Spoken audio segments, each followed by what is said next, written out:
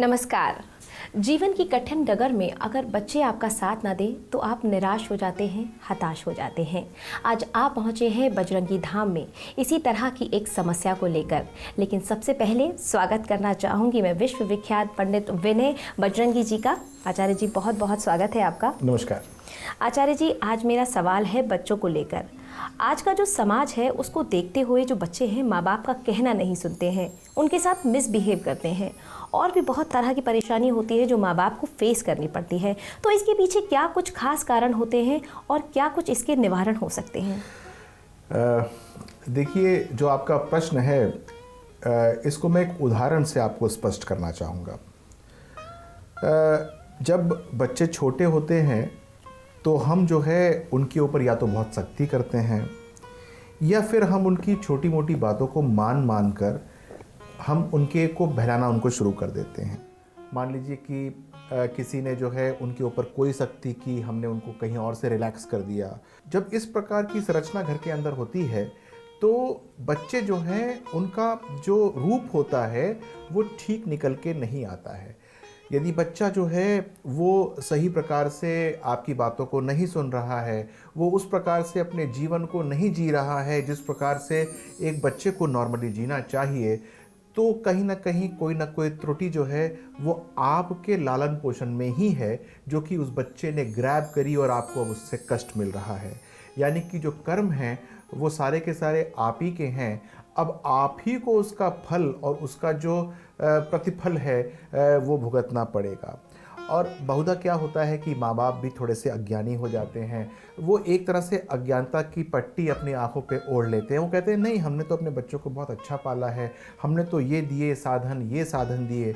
लेकिन जो उन्होंने त्रुटियां करी हैं उसके बारे में या तो उनकी दृष्टि नहीं जाती है या फिर वो देखने की चेष्टा ही नहीं करते हैं।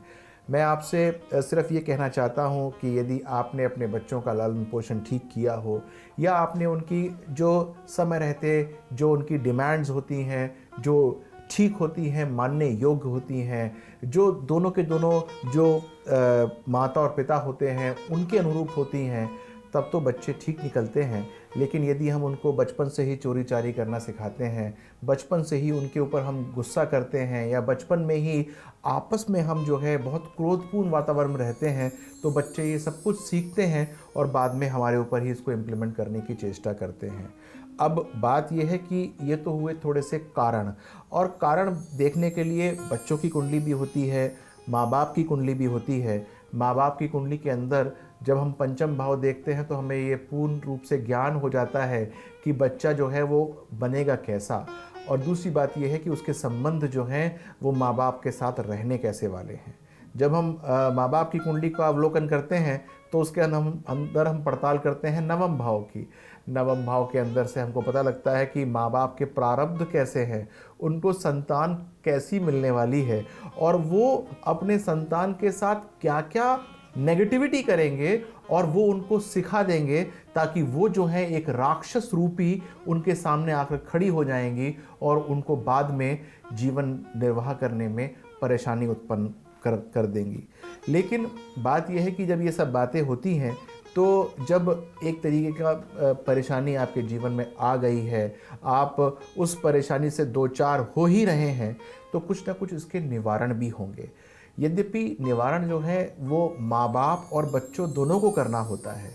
एक के करने से पूर्ण रूप से बात नहीं बनती है, क्योंकि जो बच्चा आपकी बात नहीं सुन रहा है उसको जाकर आप यदि कोई उपाय बताने की चेष्टा भी करेंगे तो या तो वो आपका परिहास कर देगा या फिर वो करेगा ही नहीं और आपको भला बुरा कह के वहाँ से हटा देगा। तो कुछ उपाय होते हैं, वो यदि आपकी मैं कुंडली देखूं तो आपको बता सकता हूं। कुछ ऐसे गुप्त उपाय भी होते हैं, यदि आप उनको करें तो आपको इसका निसंदेह लाभ मिल सकता है। लेकिन बात यह है कि समय रहते यदि उपायों को किया जाए तो हम लाभ के प्रार्थी होते हैं, अन्यथा बहुत मुश्किल भी हो सकती है। तो दर्शकों, हम हमेशा बजरंगी धाम में उपस्थित रहते हैं, अपने जीवन से जुड़ी समस्याओं का निवारण भी प्राप्त करते हैं। फिलहाल इस अंक में बस इतना ही। एक और विषय के साथ हम फिर हाजिर होंगे। दीजिए इजाज़त। नमस्कार। जय बजरंगबली।